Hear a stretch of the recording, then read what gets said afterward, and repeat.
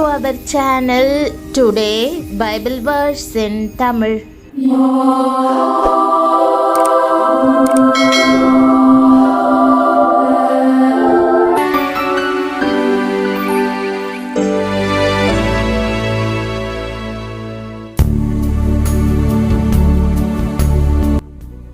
இன்றைய வசனம் ஏசாயா 49 அதிகாரம் 25 வசனம்.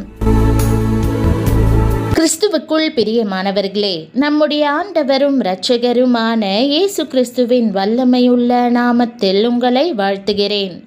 தேவன் இன்னும் கிரியை செய்து கொண்டிருக்கிறார்.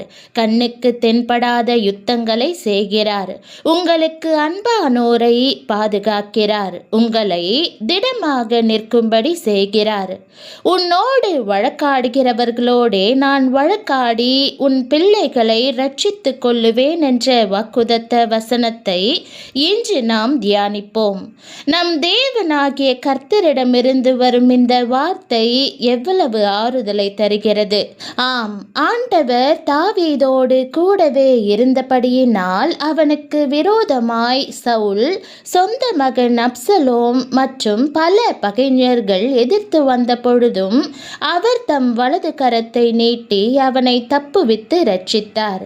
மேலும் தம்முடைய அதிசயமான கிருபையை விளங்க பண்ணி அவனை காப்பாற்றி முடிவில் தமது தெய்வீக ஆசிர்வாதங்களால் நிரப்பினார் அல்லவா. மக்கள், சூழ்நிலைகள் உங்களுக்கு விரோதமாக எழும்பும்போது, பயம் உங்களை மேற்கொள்ளும் போது, யுத்தம் உங்களுக்கு கடினமாக தோன்றலாம்.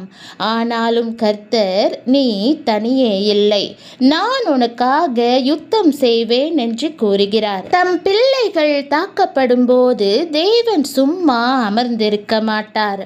அவர் உங்கள் சார்பாக பயங்கரமான பராக்கிரமசாலியாக எழும்புவார். உங்களுக்கு விரோதமாக நிற்பவர்களுக்கு எதிராக தேவன் எழும்புவார். உலகம் இதை காணக்கூடாமல் இருக்கலாம். ஆனாலும் காணாத விதத்தில் தேவன் எல்லா தருணங்களிலும் கிரியை செய்து உங்களையும் உங்கள் குடும்பத்தினரையும் காப்பார். செங்கடலை பிளந்து இஸ்ரவேலருக்காக யுத்தம் செய்து பார்வோனின் சேனையை அதம் பண்ணிய அதே தேவன் உங்களுக்காகவும் யுத்தம் பண்ணுவார். அதே வல்லமை இன்று உங்களுக்காகவும் யுத்தம் பண்ணும். சூழப்பட்டுள்ளதாக, உதவியற்றதாக நீங்கள் நினைத்தால் யுத்தம் உங்களுக்குரியதல்ல, கர்த்தருக்குரியது என்பதை மறந்து போகாதிருங்கள். வேதம், அவர்கள் உனக்கு விரோதமாக யுத்தம் பண்ணுவார்கள், ஆனாலும் உன்னை மேற்கொள்ள மாட்டார்கள். உன்னை ரட்சிக்கும்படிக்கு நான் உன்னுடனே இருக்கிறேன் என்று கர்த்தர் சொல்வதாக கூறுகிறது. ஆம், பொல்லாதவர்கள் உங்களுக்கு விரோதமாக எழும்பக்கூடும். அவர்கள் உங்களுக்கு எதிராக ஆலோசனை பண்ணக்கூடும். ஆனாலும் அவர்கள் தோற்று போவார்கள். ஏனென்றால் நீங்கள் தேவனின் பிள்ளையாக இருக்கிறீர்கள். தேவனுடைய கரத்தால் வரையப்பட்ட கோட்டினை தாண்டி சத்துருவால் உங்களை தொட இயலாது. வேதம், இதோ உனக்கு விரோதமாய் கூட்டம் கூடினால் அது என்னாலே கூடுகிற கூட்டமல்ல. எவர்கள் உனக்கு விரோதமாய் கூடுகிறார்களோ அவர்கள் உன் பட்சத்தில் வருவார்கள் என்று கூறுகிறது. ஒரு சிறிய ஊரிலே தன் குறைவின் மத்தியிலும் ஊழியத்தை ஆரம்பித்தார் ஒரு போதகர். அவரும் அவருடைய மனைவியுமாக சேர்ந்து இரவும் பகலும் ஜெபித்து அந்த ஊழியத்தை செய்தது நிமித்தம் மிகவும் சிறப்பான முறையில் சபை வளர ஆரம்பித்தது. சபை மக்கள் தங்களால் இயன்ற ஆதரவை கொடுத்தும் மற்றும் போதகரின் ஊழியம் மூலம் ஆசிர்வாதம் பெற்ற பல மக்களின் உதவியை கொண்டும் கர்த்தருக்கென்று ஒரு சிற்றாலயம் கட்ட போதகர் முயன்றார். இதை கேள்விப்பட்ட சில சமூக விரோதிகள் அதை தடுத்து நிறுத்த பல்வேறு விதங்களில் அவர்களுக்கு தொல்லை கொடுத்தனர். அதில் தீவிரமாக செயல்பட்ட மனிதனின் ஒரே மகன் திடீரென்று பிசாசினால் பீடிக்கப்பட்டதால் அந்த வீட்டாருக்கு மிகுந்த வேதனை. செய்வதறியாது அந்த மனிதன் நின்றபோது போதகருடைய அன்பை பற்றி சிலர் தெரிவிக்க அவன் அவரை தன் வீட்டிற்கு அழைத்தான். போதகரும் தெய்வீக அன்பினால் நிறைந்து உபவாசத்தோடு சென்று அந்த மகனுக்காக ஜெபித்தார். அந்த மகன் மீது ஆண்டவருடைய வல்லமை இறங்கியது. அவன் விடுதலை பெற்று அமைதலாக உட்கார்ந்தான். அந்த வீட்டாருக்கு ஒரே ஆச்சரியம். எந்த மனுஷன் அவருக்கு விரோதமாய் எழும்பி தொல்லை கொடுத்தானோ அதே மனுஷன் அவருக்கு துணை நின்று அருமையான ஆலயம் கட்டி முடிக்க உதவி செய்தான். ஆம் பிரியமானவர்களே, கர்த்தருடைய வல்லமை எவ்வளவு பெரியது! இதுதான் தேவனுடைய வல்லமை. பிரச்சனைகளின் மத்தியிலும் நீங்கள் தேவனுக்கு பயந்து நீதியாக வாழும்போது அவர் உங்களுக்காக யுத்தம் பண்ணி உங்களை ரட்சித்துக் கொள்வார்.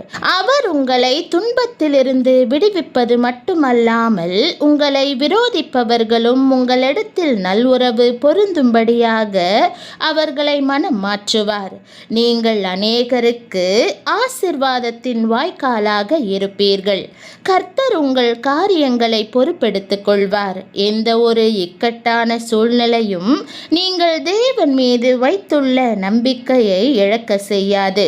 ஆம், நீதிமான்கள் கூப்பிடும்போது கர்த்தர் கேட்டு அவர்களை அவர்களுடைய எல்லா உபத்திரவங்களுக்கும் நீங்களாக்கி விடுகிறார். ராஜாவாகிய அபிமெலேக்கு ஈசாக்கின் முன்பு பணிந்து கர்த்தர் நிச்சயமாய் உம்மோடு இருக்கிறார் என்பதை கண்டு கொண்டோம் என்று கூறினான். அவ்வாறே தேவன் உங்களோடு இருப்பதாக உங்கள் சத்துருக்கள் அறிக்கையிடுவார்கள். ஈசாக்கை பாதுகாத்து அவன் ஆசீர்வாதங்களை 100 மடங்காய் பெருக பண்ணின அதே தேவன் உங்களையும் காத்து வர்த்திக்க பண்ணுவார். அவர் உங்கள் பிள்ளைகளையும் தீங்கிலிருந்து காத்து கொள்வார். கர்த்தரின் கரம் உங்கள் குடும்பத்தை அக்கினி மதில் போல சூழ்ந்து கொள்ளும். ஆகவே பிரியமானவர்களே, பயப்படாதிருங்கள். நிலைத்து நின்று கர்த்தர் செய்யும் ரட்சிப்பை பாருங்கள்.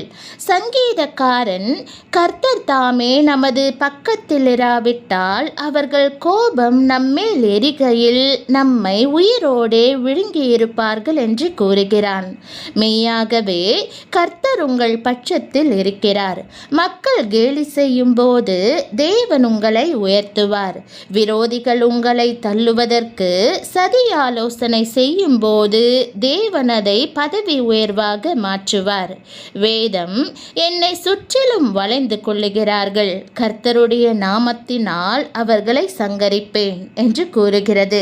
இன்றைய உங்கள் ஜெய அறிக்கை இதுவே. உங்கள் பேரில் அன்பு கூறுகிற கிறிஸ்துவின் மூலமாக நீங்கள் முற்றும் ஜெயம் கொள்ளுகிறவர்களாய் இருக்கிறீர்கள். அவரை துதியுங்கள், அவரில் அன்பு கூறுங்கள், அவரை தொழுது கொள்ளுங்கள். என் பிதா இதுவரைக்கும் கிரியை செய்து வருகிறார், நானும் கிரியை செய்து வருகிறேன் என்று இயேசு கூறியதை மறவாதிருங்கள். தேவன் இன்னும் கிரியை செய்து கொண்டிருக்கிறார். கண்ணுக்கு தென்படாத யுத்தங்களை செய்கிறார். உங்களுக்கு அன்பானோரை பாதுகாக்கிறார். உங்களை திடமாக நிற்கும்படி செய்கிறார்.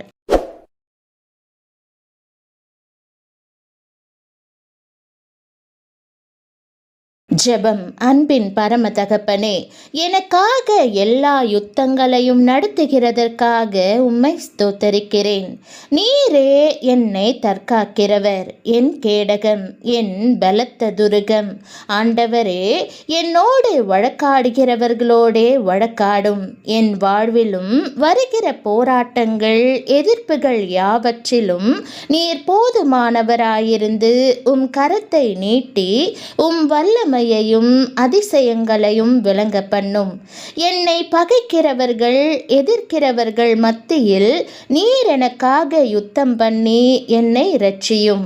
உம்மையே விசுவாசிக்கிறேன், என்னை இரட்சித்து காத்தருளும். என் பிள்ளைகளை எல்லா தீமையிலிருந்தும் ஆபத்திலிருந்தும் பாதுகாத்து கொள்ளும். போராட்டங்களின் நடுவே என் உள்ளத்தை விசுவாசத்தாலும் சமாதானத்தாலும் நிரப்பிடும். எனக்கு விரோதமாக உருவாக்கப்படும் எந்த ஆயுதமும் வாய்க்காதே போகட்டும். எல்லா தாக்குதலையும் வல்லமைக்கு சாட்சியாக மாற்றிடும். என் சமாதானத்தை காத்துக்கொள்ளும். பலத்த கரத்தின் மேல் நம்பிக்கையாயிருக்கவும் எனக்கு உதவி செய்யும். என் வாழ்க்கை பரிசுத்த நாமத்திற்கு மகிமை கொண்டு வருவதாக அமையட்டும் என்று இயேசுவின் நாமத்தில் ஜெபிக்கிறேன் நல்ல பிதாவே, ஆமென். தேவனுடைய நாமம் மகிமைப்படுவதாக. ஆமென்.